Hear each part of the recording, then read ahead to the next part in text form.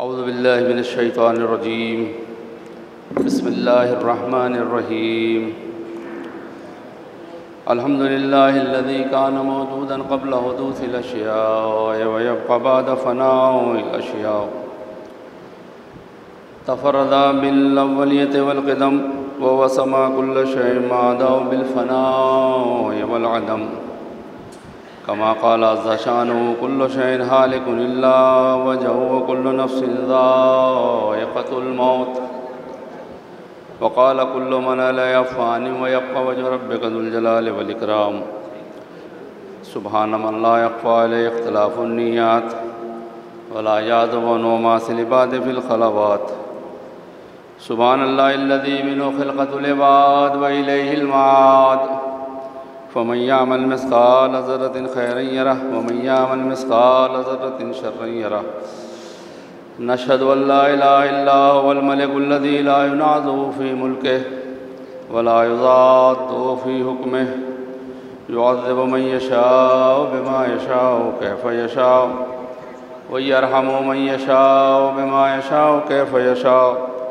تعذيب المسيء عدل وعفو تفضل ونشهد أن محمدًا سيد المرسلين وخير المبشرين والمنذرين صلى الله عليه وآله ذات المهديين من رغب سبيلتهم نجا واعتدى من تخلف عن ضل فغرق وهوى بسم الله الرحمن الرحيم اللهم كن لوليك الحجة ابن الحسن صلواتك عليه وعلى آبائه في هذه الساعة وفي كل ساعة وليا وحافظا وقائدا وناصرا ودليلا وعينا حتى تسكنه أرضك طوعا وتمتعه فيها طويلا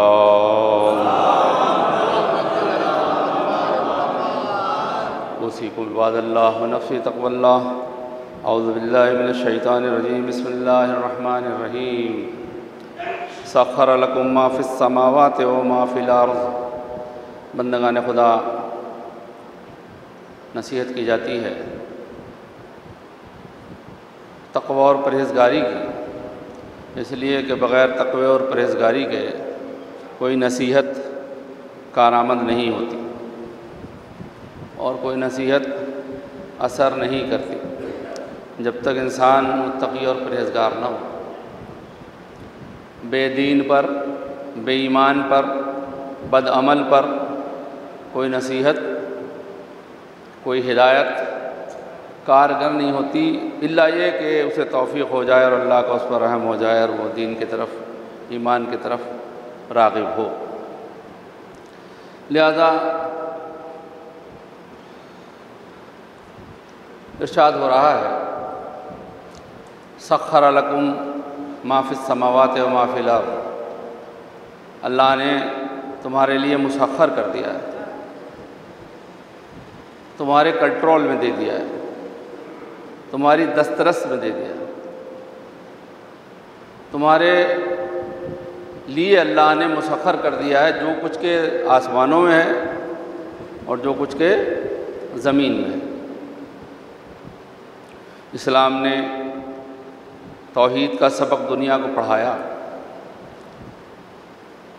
اس نے صاف اور کھلے لفظوں میں کہا کہ تمام عالموں کا پیدا کرنے والا ایک ہے۔ کالے گورے، حبشی، فرنگی، عرب، عجم، قریشی، ہاشمی، ہندی، یمنی، ایرانی، جتنے بھی ہیں، غرض کے اس نے جاپانی، چینی، جتنے بھی ہیں، سب اسی وحدہ لا شریک نے سب کو پیدا کیا ہے۔ ساری دنیا میں جتنی مخلوقات ہیں، انسان ہیں، سب کو اسی نے پیدا کیا ہے، چاہے وہ حبش کے کالے ہوں یا ایران کے گورے ہوں یا یورپ کے گورے ہوں یا ہندوستان کے گورے کالے ملا کے ہوں یا جہاں کے بھی ہوں، سب اللہ ہی نے پیدا کیے۔ اس ایک خدا کے بندے اسی طرح آپس میں برابر ہیں جس طرح ایک باپ کے مختلف فرزند، ایک باپ کے کئی بیٹے ہوتے، اب تو ایک کا رواج چل گیا ہے کہ ایک بیٹا ایک بیٹی۔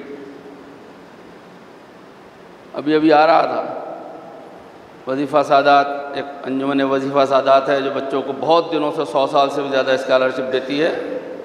انہوں نے رستے میں بتایا چلتے چلتے گلی میں کہ مولانا بڑی صورتحال جو ہے وہ یہ ہے کہ ہمارے زمانے میں جب ہم BSc میں پڑھتے تھے تو 9 لڑکیاں تھیں 21 لڑکے تھے،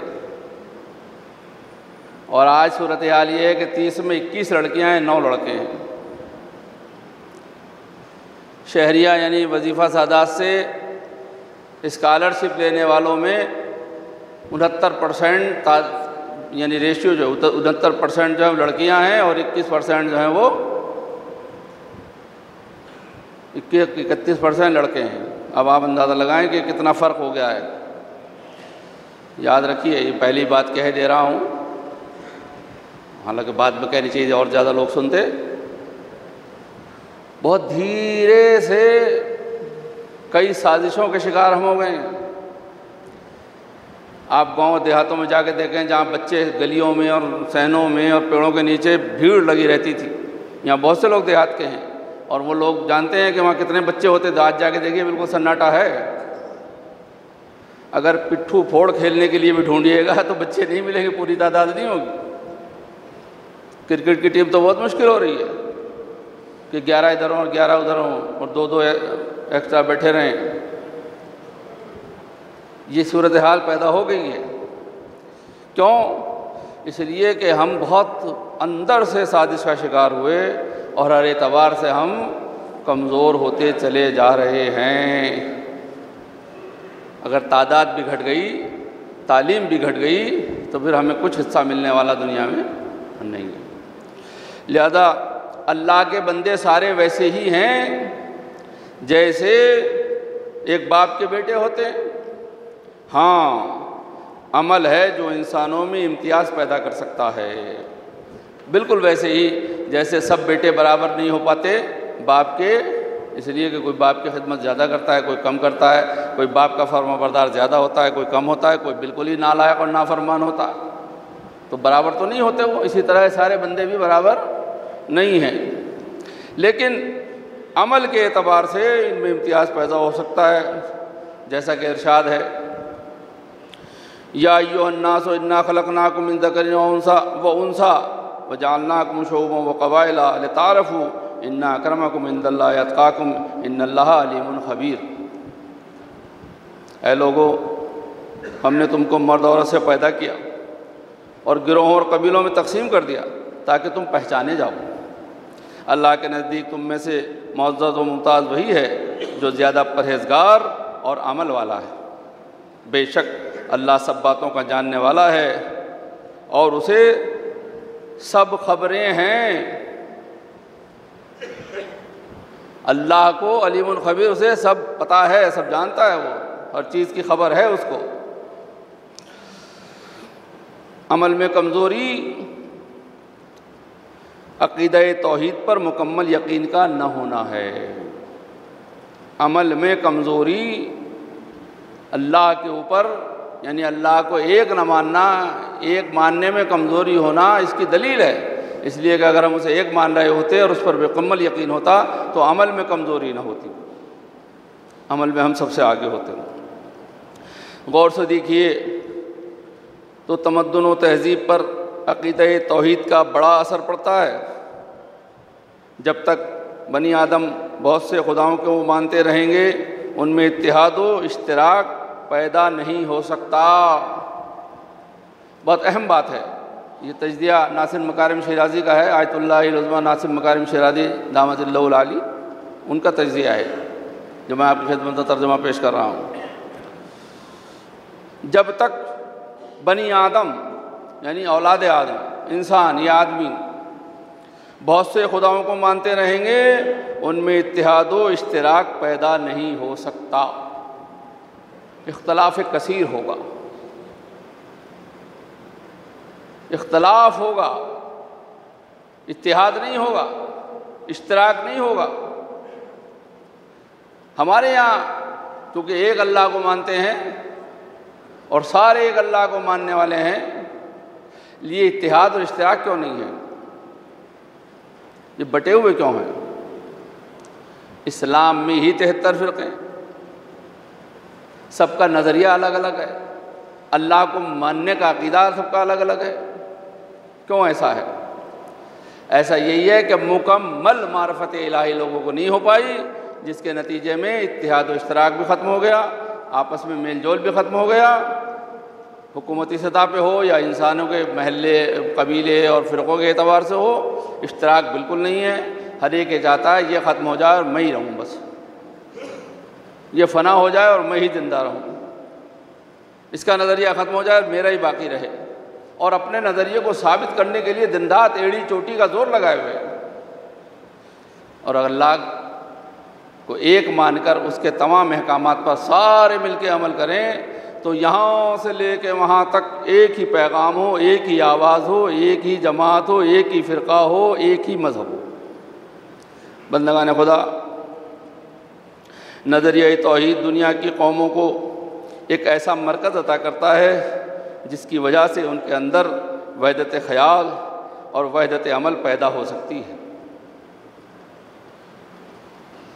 حج میں جائیے، جہاں سب سے بڑا اجتماع ہوتا ہے، نہ وحدت خیال ہے نہ وحدت عمل ہے، نہ نماز میں ایک جیسے سب کھڑے ہیں اور نہ ہی حج ایک جیسا کر رہے ہیں سب۔ اتنی بڑی عبادت ہے، کوئی کیسے کر رہا ہے، کوئی کیسے نماز پڑھ رہا ہے، کوئی کس طرح پڑھ رہا ہے، کوئی کس طرح پڑھ رہا ہے۔ اب میں یہاں کیا بتاؤں آپ کی خدمت، کیوں نہیں ہے یہ وحدت عمل، کیوں نہیں ہے یہ وحدت خیال؟ اس کا مطلب یہ ہے کہ اللہ کو جیسا ماننا چاہیے تھا ویسا نہیں مانا، اس لیے عمل میں یہ کوتاہی ہے اور عمل میں یہ نقص ہے۔ اسلام نے قومیت کی بنیاد نظریہ توحید پر رکھی تاکہ کالے گورے ادنا اعلیٰ مغربی مشرقی کے لیے دست و گریباں ہونے کا موقع ہی نہ رہے۔ یہاں والے کا بھی اللہ ایک، امریکہ والے کا بھی اللہ ایک، یورپ والے کا بھی اللہ ایک، مکے والے کا بھی اللہ ایک، مدینے والے کا بھی اللہ ایک ہے۔ جب سب کا اللہ ایک ہے تو جھگڑا کس بات پہ ہوگا؟ کسی بات پہ نہیں ہوگا۔ تو یہ توحید ایک ماننا اللہ کو، یہ دست و گریبان ہونے سے بچا لے گا انسانوں کو اور ایک اتحاد ایک جگہ پر جمع کر دے گا۔ پھر وہ قومیں جو باد و برق، ہوا اور بجلی، آفتاب و مہتاب، چاند سورج، دریا، پہاڑ کو معبود مانتی ہیں، کبھی سائنس میں ترقی نہیں کر سکتی، اس لیے کہ تحقیق کس پہ کریں گے؟ وہ تو خدا مان رہے ہیں اس کو۔ جب وہ نظریہ ہٹتا ہے تبھی تحقیق ہو پاتی ہے، اور جب تک وہ نظریہ رہتا ہے تحقیق نہیں ہو پاتی۔ صبح و شام 5 بار ایک انسان ہے جو دریا میں غسل کر رہا ہے، غوطہ صبح و شام 3 بار نہا رہا ہے، 4 بار نہا رہا ہے، مگر اسے پانی کی معرفت نہیں ہو تو سمجھ رہا ہے پانی ہے، یہ بھگوان ہے، خدا ہے، یہ اللہ ہے، یہ ایشور ہے، یہ فلاں ہے، یہ ایسا ہے ویسا ہے۔ پانی کے بارے میں اسے کچھ معلوم ہی نہیں ہے، جبکہ وہ جانتا ہے کہ پانی ہے 2 گیسوں سے مل کے بنا ہے۔ اگر سائنس والا ہوگا اور اس کا نظریہ ہٹ جائے گا، خدا ماننے والا، تو فوراً تحقیق کرے گا یہ پانی کیا ہے، اس کی حیثیت کیا ہے، اس کی حیت کیا ہے، اس میں کیا کیا پایا جاتا ہے، فوراً اسے سمجھے گا اور سمجھے گا کہ اس میں 2 گیس پائی جاتی ہیں، دونوں کو ایک دوسرے سے الگ کرنے کی کوشش کرے گا، اور الگ کرنے کے بعد اسے پتہ چلے گا کہ ایک گیس جب اس میں سے ختم ہو جائے گی دوسری گیس اتنی طاقتور ہوگی، اتنی طاقتور ہوگی کہ اس سے دنیا کو روشن بھی کیا جا سکتا، اس سے دنیا کو مسخر بھی کیا جا سکتا۔ یہ ہائیڈروجن، یہ کیا ہے، یہ ایٹم بم کیا ہے، ہائیڈروجن بم کیا ہے جو پانی سے بنتا، جو اس کے اندر، تو وغیرہ وغیرہ۔ سائنس میں وہ قومیں ترقی نہیں کر سکتی جو ان سب کو خدا مانے۔ اسلام نے ایک اللہ کا تصور پیدا کیا اور بتایا کہ اس قادر و توانا کے سوا ہر چیز انسان کے لیے پیدا کی گئی۔ سخر لکم ما فی السماوات و ما فی الارض۔ جس کو خدا سمجھ رہا ہے وہ سب تو اس کے تابع ہیں۔ پانی سے بجلی پیدا کر سکتا ہے، بھاپ سے بم بنا سکتا ہے، تو مادی فائدہ روحانی فائدہ الگ الگ ہے۔ نظریہ توحید کی اشاعت سے پہلے آدمی، بھوت، پریت، دیوی اور پری سب کو خدا جانے کس چیز کو قائل تھا اور ہر وقت ان کے خوف سے لرزہ براندام رہتا تھا۔ اسی طرح دماغی طور پر ان پوشیدہ چیزوں کا غلام بنا ہوا تھا۔ لا الہ الا اللہ کہہ کر اسلام نے ایک طرف مکمل بھوت پریت کا انکار کر دیا، اور دوسری طرف سخر لکم کہہ کر انسان کو کائنات کی بادشاہی بخشی۔ اللہ یعنی مجھے کہو لا الہ الا، تمام خداؤں کا انکار کرو اور مجھے کہو کہ میں اللہ ایک ہے، تو اس سے اس نے انسان کو کتنا فائدہ پہنچا۔ تمام وہ چیزیں جو دنیاوی تھیں ان سے ڈرنا ختم ہو گیا، اور انسان کو بادشاہ بنا دیا تمام کائنات کے اوپر، اور بتایا کہ تم ہر چیز کو تسخیر کر سکتے ہو۔ توہمات کے بندھن سے آزاد ہو کر انسان نے جو ترقی کی ہے وہ اہل بصیرت سے پوشیدہ نہیں ہے۔ جب زمین گھوم رہی ہے، ایک سائنٹسٹ نے، اگرچہ ہمارے ائمہ علیہ الصلوۃ والسلام کے اقوال میں نہج البلاغہ میں تو اس بات کی صراحت تھی، اور اس نے وہیں سے پڑھا، جب اس نے کہا کہ زمین گھوم رہی ہے، چکر لگا رہی ہے، تو اس انگریز کو چرچ میں بلا لیا گیا، موت کی سزا سنا دی گئی۔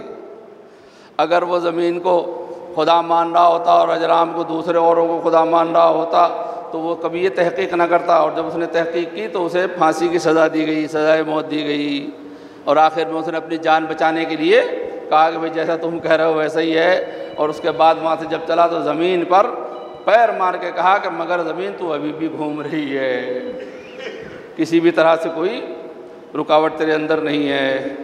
تو جب انسان نے توہمات کا بندھن توڑ دیا تو کیا ہوا؟ ترقی ہو گئی، اور موحد انسان صحیح معنی میں اپنے آپ کو آزاد سمجھتا ہے، اس کا خیال، اس کا عمل، غرض ہر چیز آزاد ہوتی ہے۔ توہمات میں بندھا ہوا انسان غلام ہوتا ہے ان کا، اور اللہ کو ماننے والا انسان آزاد ہوتا ہے۔ اب آزادی کا تصور سمجھے کیا ہے؟ آزادی کا تصور اللہ کو ایک ماننے میں ہے، اللہ کو ماننے میں ہے، اسے وحدہ اللہ شریک ماننے میں ہے۔ آزادی کا تصور اللہ کو نہ ماننے میں نہیں ہے، اللہ کو ماننے میں ہے۔ حضرت علی علیہ السلام نے امام حسن علیہ السلام سے کیا خوب فرمایا تھا، بیٹا کسی کے غلام نہ بنو۔ یہ پیغام ہے آج کا، بیٹا کسی کے غلام نہ بنو، اللہ نے تمہیں آزاد پیدا کیا۔ اس کے بعد فرمایا جنت اس شخص کے لیے ہے جو اللہ کی اطاعت کرے اگرچہ غلام حبشی کیوں نہ ہو، اور دوزخ ہر اس شخص کے لیے ہے جو اللہ کی نافرمانی کرے اگرچہ وہ سید قریشی ہی کیوں نہ ہو۔ اللہ عادل ہے، یہ بات ہمیں سمجھ لینی چاہیے۔ ہمارا عقیدہ ہے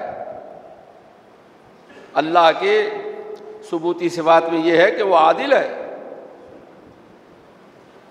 ظالم نہیں ہے، اور کسی پر ظلم نہیں کرتا۔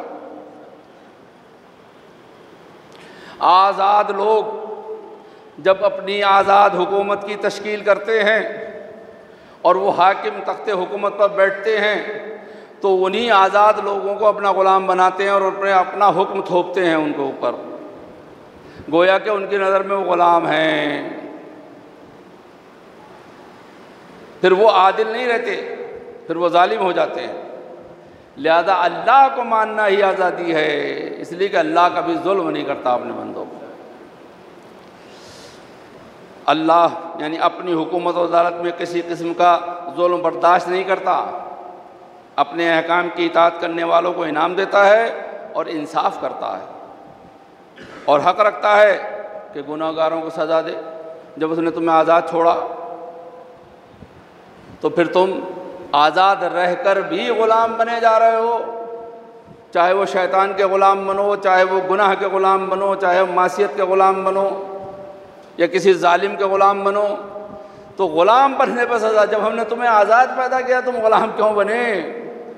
لہذا سزا تو تمہیں ملنی چاہیے، اور سزا ملے گی گناہ گار کو اگر وہ توبہ نہیں کرتا۔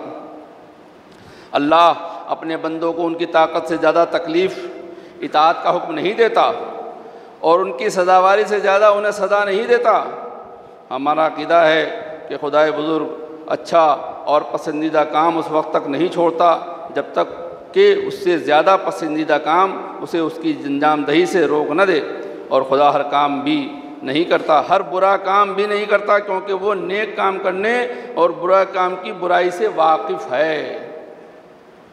اللہ واقف کار ہے، نیکی کے کام نیک کام سے بھی واقف ہے اور برے کام کی برائی سے بھی واقف ہے۔ اسے کوئی ضرورت نہیں ہوتی کہ وہ نیک کام نہ کرے اور برا کام کر ڈالے، اور نیک کام سے اسے کوئی نقصان نہیں ہوتا جس سے وہ اسے چھوڑ دے اور مجبور ہو جائے، اور نہ اسے برے کام کی حاجت ہے کہ اسے انجام دے۔ لہذا اللہ جو ہے وہ بندوں کی بھلائی، فلاح و بہبود کے لیے ہی ہر حکم اس نے نافذ کیا۔ اس لحاظ سے خدا دانا و حکیم ہے، اس لیے یقیناً اس کے تمام کام دانائی اور قدرت کے نہایت کامل نظام کے تحت چل رہے ہیں۔ اگر خدا ظلم یا برے کام کرے، حالانکہ ان باتوں سے بری ہے، تو ان چار صورتوں میں سے کسی ایک صورت سے باہر نہیں ہے۔ خدا برے کام کی برائی سے واقف نہیں، برا کام جو بھی تو کرے جب برے کام کی برائی سے واقف نہیں ہے۔ برے کام کی برائی سے تو واقف ہے لیکن اسے کرنے پر مجبور ہے اور اسے چھوڑ دینے سے عاجز ہے۔ برے کام کی برائی جانتا ہے اور اسے کرنے پر مجبور نہیں لیکن اس کی انجام دہی کا محتاج ہے۔ یا پھر برے کام کی برائی جانتا ہے، مجبور بھی نہیں ہے اور نہ اس کی انجام دہی کا محتاج ہے، لیکن خدا اس ظلم یا برے کام کو اپنے شوق، حماقت، شغل یا کھیل کے طور پر انجام دیتا ہے، ایسا بھی نہیں ہے۔ خدا کے متعلق یہ تمام صورتیں ناممکن ہیں کیونکہ یہ تمام کام خدا میں نقص کا سبب بنتے ہیں، عیب کا سبب بنتے ہیں، جبکہ خدا پاک، خدا کی پاک ذات ہے، صرف کمال ہے۔ نتیجہ یہ ہے کہ خدا ہر قسم کے ظلم اور برے کام سے بری ہے۔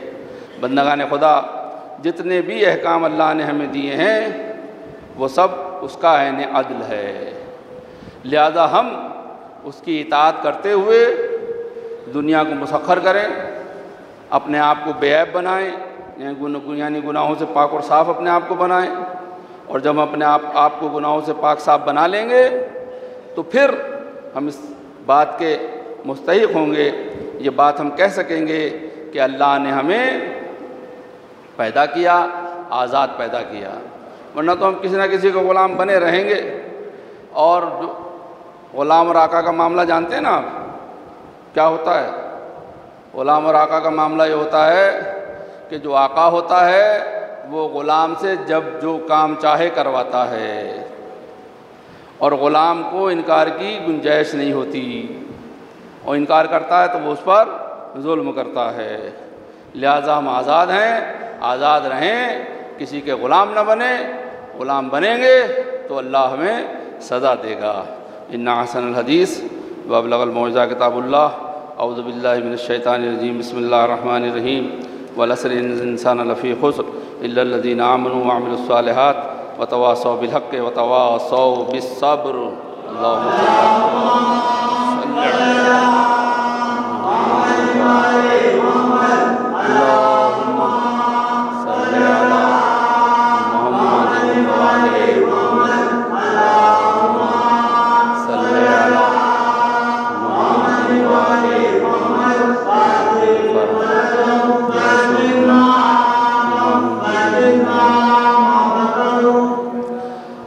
صل من الشیطان الرجیم، بسم اللہ الرحمن الرحیم۔ الحمدللہ الذی لا الہ الا هو الحلیم الکریم غافر الذنب وقابل التوب وهو الغفور الرحیم۔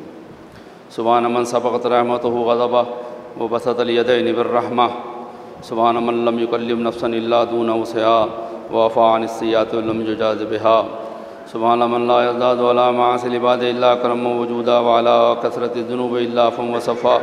نشهد ان لا اله الا هو ولطوف العباد بجوده ولوعظ المظلمین بحلمه، ونشهد ان محمدا نبیہ وحبیبہ سید المرسلین وشفیع المذنبین بعثہ رحمۃ للعالمین، صلی اللہ علیہ وآلہ الداعین الی سبیل اللہ بالحکمۃ والموعظۃ الحسنہ، قادۃ الامم واولیاء النعم ومعادن الرحمہ۔ اوصیکم عباد اللہ بالتوبہ۔ اعوذ باللہ من الشیطان الرجیم، بسم اللہ الرحمن الرحیم۔ یا ایھا الذین آمنوا اذا نودی للصلاۃ من یوم الجمعۃ فاسعوا الی ذکر اللہ وذروا البیع ذلکم خیر لکم ان کنتم تعلمون۔ بندگان خدا، آج یوم جمعہ ہے، آیہ کریمہ بھی اسی کی طرف اشارہ کر رہی ہے۔ ایک بات کہنے کے لیے، پہلی ابھی 2-3 دن یا اتوار کے دن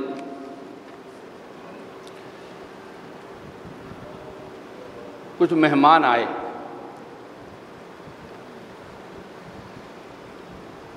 اہل سنت آتے رہتے ہیں علاقوں میں، جان پہچان تو آ جاتے ہیں۔ تو اس میں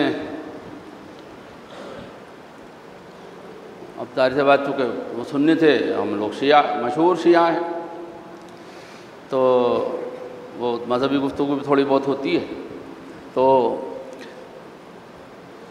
اس میں وہ اتنا پڑھے لکھے نہیں، بالکل عام لوگ تھے، تھوڑی بہت دنیاوی پڑھائی ان کے پاس، لیکن آج کل یہ جو سوشل میڈیا ہے، اس سے تمام لوگ دیکھتے ہیں، اپنے اپنے مذہب کے بارے میں سنتے ہیں، تو تھوڑا بہت جانکاری لوگوں کو ہی ہے۔ تو اس نے ایک مسئلہ بیان کیا اپنے اس سے اعتبار سے، تو جب اس نے وہ بات بیان کی تو مجھے ایک دم ایک پرانی بات یاد آئی۔ اس نے باتوں باتوں میں کہا کہ اتحاد ہونا چاہیے اور یہ ہونا چاہیے، اور وہ، اور ہمارے تو 4 مصلے ہیں، چاروں میں کسی پہ بھی عمل کر کے نماز پڑھ لے گا تو ہو جائے گا۔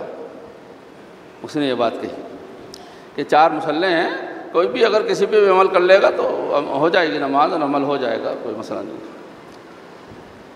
میرے بہت پرانا سوال میرے ذہن میں آ گیا کہ یہ 4 مصلے وہ لوگ کہتے ہیں، 5 کیوں نہیں کہتے؟ مصلے تو 5 ہیں نا، مگر ان کے یہاں 4 ہی ہیں، انہیں 5واں بتایا ہی نہیں گیا، اور نہ ہماری طرف سے کوئی ایسی کوشش ہے کہ 5واں مصلی ان کو بتائے۔ تو ایک دن کی بات بتاتا ہوں، اور یہ بہت گہری بات ہے، اگر آپ سمجھ لیں یا جو بھی سمجھ لے اس بات کو۔ تو میں نے اپنے استاد مدرسے میں سینہ بسینہ کچھ علوم پہنچے ہیں ہم تک، اور ہمارے اساتذہ ماشاءاللہ سے سب اس سلک کے شاگرد ہیں جو مرجیت کی سلک امام زمانہ عجل اللہ تعالیٰ فروج سے تقریر، اور الحمدللہ ابھی بھی ہم ایسے لوگوں سے جڑے ہوئے ہیں کہ جو سلسلہ وہاں تک پہنچ جاتا ہے، سینہ بسینہ بھی اور ویسی۔ تو میں نے اپنے استاد یعنی حجت الاسلام سید محمد جعفر رضوی صاحب اللہ پرنسپل سلطان مدارس، آپ جانتے ہیں ان کو، ان سے پوچھا کہ یہ حج میں 4 مصلے ہیں وہاں مکے میں، 5واں کیوں نہیں ہے؟ ہمارا مصلی کیوں نہیں ہے وہاں؟ 5 مصلے کیوں نہیں ہیں وہاں؟ تو لوگوں نے تو الگ الگ تاریخ بتائی ہے، لیکن انہوں نے سینہ بسینہ والی، نجف اور قم کے جو طلاب ہیں وہ مراجع بزرگ ہیں، وہاں ان سے پوچھ سکتے ہیں، مدرک حاصل کر سکتے ہیں اس بات کا۔ تو انہوں نے ایک عجیب و غریب بات بتائی اور کہا کہ 5واں مصلی ہو سکتا تھا وہاں، لیکن پیسے کچھ مانگے گئے تھے اس زمانے میں شیعوں سے، پیسے، روپے شیعوں سے مانگے گئے تھے، اور شیعوں نے وہ پیسے نہیں دیے۔ تو میں نے فوراً کہا کہ اچھا ہوا پیسے دے کے تھوڑی، تو انہوں نے کہا نہیں، پیسے دے دینے چاہیے تھے۔ دیکھیے یہ پیسہ کس کام کے لیے آئے گا؟ اور یہ خمس ہے، زکوٰۃ ہے، زکوٰۃ تو چھوڑیے، خمس ہے، اور تمام پیسے ہیں، یہ دین کی ترویج اور اشاعت کے لیے تو ہیں۔ وہ کہتے ہیں اس وقت پیسہ مانگا گیا تھا، اگر پیسہ دے دیتے تو وہاں 5واں مصلی ہوتا۔ اس وقت کچھ ہزار لاکھ ہوں گے پیسے، درہم دینار جو کچھ بھی رہا ہوگا 200-250 سال پہلے جب وہاں ہو رہی تھی رائج چیز، تو اگر اس وقت دے دیتے تو وہاں 5واں مصلی بھی رائج ہوتا۔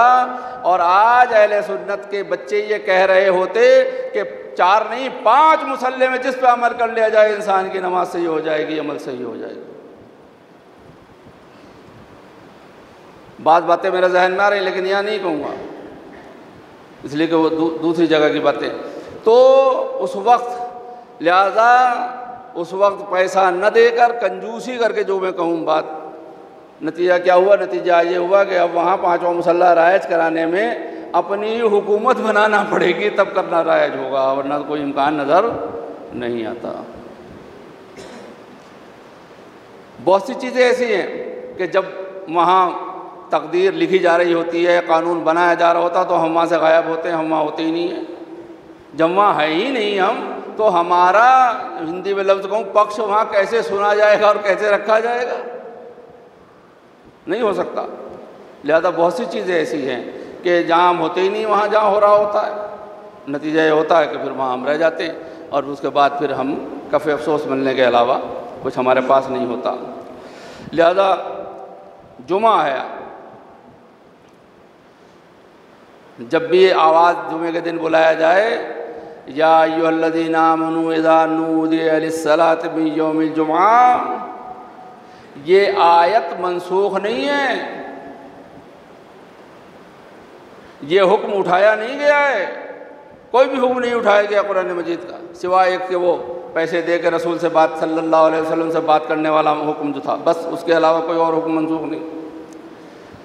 تو جب یہ حکم رائج ہے، موجود ہے قرآن مجید میں، تو پھر جب جمعے کے دن آواز دی جاتی ہے تو لوگ دوڑ کے کیوں نہیں آتے؟ جبکہ حکم ہے دوڑ کے جاؤ اللہ کے ذکر کی طرف، نماز کی طرف۔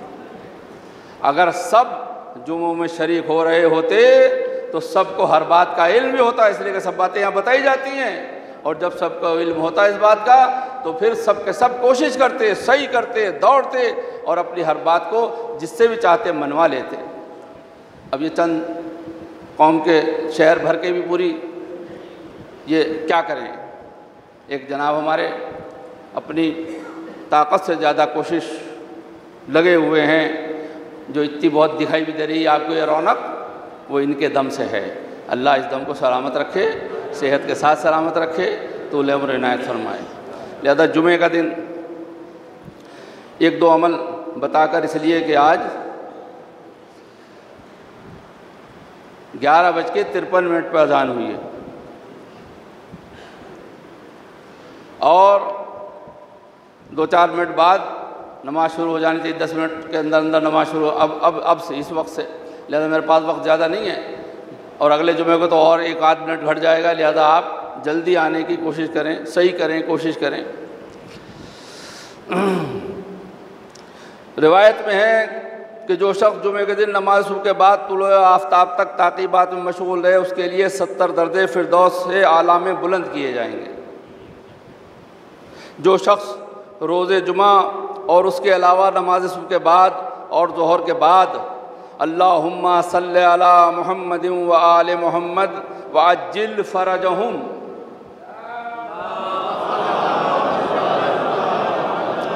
روز جمعہ اور اس کے علاوہ نماز صبح کے بعد اور ظہر کے بعد اللہم صلی علی محمد و آل محمد وعجل فرجہم، درود اتنا یہاں تک پڑھے تو اسے امام زمانہ سے ملاقات سے قبل موت نہ آئے گی۔